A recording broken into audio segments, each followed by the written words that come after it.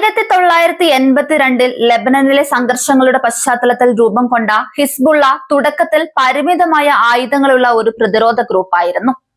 എന്നാൽ പിന്നീട് പതിറ്റാണ്ടുകളായി നടന്ന യുദ്ധങ്ങളും പ്രാദേശിക സഖ്യങ്ങളും സംഘടനയെ ഗണ്യമായി മാറ്റിമറിച്ചു. ഇന്ന് ലെബനനിലെ ഒരു രാഷ്ട്രീയ സായുധ ശക്തി മാത്രമല്ല, പശ്ചിമേഷ്യയിലെ ഏറ്റവും സ്വാധീനമുള്ള സർക്കാർ ഇതര സായുധ സംഘടനകളിൽ ഒന്നായാണ് പല സുരക്ഷാ വിദഗ്ധരും ഇതിനെ വിലയിരുത്തുന്നത്. പ്രത്യേകിച്ച് സിറിയൻ ആഭ്യന്തര യുദ്ധത്തിൽ പങ്കെടുത്തതോടെ നഗരയുദ്ധം, അസമമായ യുദ്ധതന്ത്രങ്ങൾ, ഡ്രോൺ വിന്യാസം, മിസൈൽ പ്രയോഗം തുടങ്ങിയ മേഖലകളിൽ സംഘടനയ്ക്ക് വിലപ്പെട്ട അനുഭവം ലഭിച്ചുവെന്നാണ് പ്രതിരോധ പഠനങ്ങൾ സൂചിപ്പിക്കുന്നത്. ഹിസ്ബുള്ളയുടെ ഏറ്റവും വലിയ ശക്തി അതിന്റെ വിപുലമായ റോക്കറ്റ് മിസൈൽ ശേഖരമാണെന്നാണ് വിലയിരുത്തൽ. വിവിധ കണക്കുകൾ പ്രകാരം സംഘടനയുടെ കൈവശം ആയിരക്കണക്കിന് ഹ്രസ്വദൂരവും മധ്യദൂരവും ദീർഘദൂരവുമായ റോക്കറ്റുകളും മിസൈലുകളും ഉണ്ടാകാമെന്നാണ് വിശകലനങ്ങൾ. കറ്റ്യൂഷ ശ്രേണിയിലെ 107 mm, 122 mm റോക്കറ്റുകൾ മുതൽ Fajr 1, Fajr 3, Fajr 5, Falaq, Shahin, Raad, Kheibar 1, Zelzal, Fateh 110, M600 തുടങ്ങി കൂടുതൽ ദൂരപരിധിയുള്ള സംവിധാനങ്ങൾ വരെ സംഘടനയുമായി ബന്ധപ്പെട്ട് പരാമർശിക്കപ്പെടാറുണ്ട്. ചില അന്താരാഷ്ട്ര പ്രതിരോധ പഠനങ്ങളിൽ സ്കഡ് ശ്രേണിയിലുള്ള മിസൈലുകളെ കുറിച്ചും അവകാശവാദങ്ങൾ ഉയർന്നിട്ടുണ്ടെങ്കിലും അവയുടെ കൃത്യമായ പ്രവർത്തന നിലയും എണ്ണം സംബന്ധിച്ചും സ്വതന്ത്ര സ്ഥിരീകരണം ലഭ്യമല്ല. ഇസ്രയേലിന്റെ നാവികശേഷിയെ വെല്ലുവിളിക്കാൻ കഴിയുന്ന കപ്പൽ വിരുദ്ധ മിസൈലുകളും ഹിസ്ബുള്ളയുടെ ശ്രദ്ധേയമായ ആയുധങ്ങളുമായി കണക്കാക്കപ്പെടുന്നു. C-802 പോലുള്ള മിസൈലുകളും റഷ്യൻ രൂപകൽപ്പനയുള്ള യാക്കോണ്ട് പോലുള്ള സംവിധാനങ്ങളും സംബന്ധിച്ച് വർഷങ്ങളായി അന്താരാഷ്ട്ര മാധ്യമങ്ങളിലും പ്രതിരോധ റിപ്പോർട്ടുകളിലും പരാമർശങ്ങളുണ്ട്. കടൽ മാർഗത്തിലുള്ള സൈനിക കപ്പലുകൾക്കും തന്ത്രപ്രധാന ലക്ഷ്യങ്ങൾക്കും ഭീഷണിയാകാൻ ഇത്തരം ആയുധങ്ങൾക്കാകുമെന്നതാണ് വിദഗ്ധരുടെ വിലയിരുത്തൽ. ഭൂയുദ്ധത്തിൽ ഹിസ്ബുള്ളിയെ കൂടുതൽ അപകടകാരിയാക്കുന്നത് ടാങ്ക് വിരുദ്ധ മിസൈലുകളുടെ വലിയ ശേഖരമാണെന്ന് നിരവധി സൈനിക പഠനങ്ങൾ സൂചിപ്പിക്കുന്നു.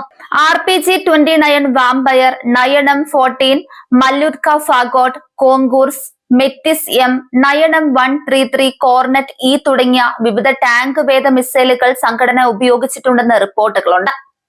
2006 ലെബനൻ യുദ്ധത്തിൽ ഇസ്രയേലിന്റെ മെർക്കാവ ടാങ്കുകൾക്ക് ഈ വിഭാഗത്തിലെ ആയുധങ്ങൾ കേടുപാടുകൾ വരുത്തിയതായി പല പ്രതിരോധ വിശകലനങ്ങളും രേഖപ്പെടുത്തിയിട്ടുണ്ട്. ടാങ്കുകൾ മാത്രമല്ല, ശക്തമായി സംരക്ഷിക്കപ്പെട്ട ബങ്കറുകളെയും പ്രതിരോധ നിലയങ്ങളെയും ലക്ഷ്യമിടാനും ഈ സംവിധാനങ്ങൾ ഉപയോഗിക്കപ്പെട്ടതായി പഠനങ്ങൾ സൂചിപ്പിക്കുന്നു. വ്യോമ പ്രതിരോധ രംഗത്തും ഹിസ്ബുള്ള കഴിഞ്ഞ വർഷങ്ങളിൽ കൂടുതൽ ശേഷി വികസിപ്പിച്ചുവെന്ന ആശങ്ക ഇസ്രയേൽ ഉൾപ്പെടെയുള്ള രാജ്യങ്ങൾ പ്രകടിപ്പിച്ചിട്ടുണ്ട്.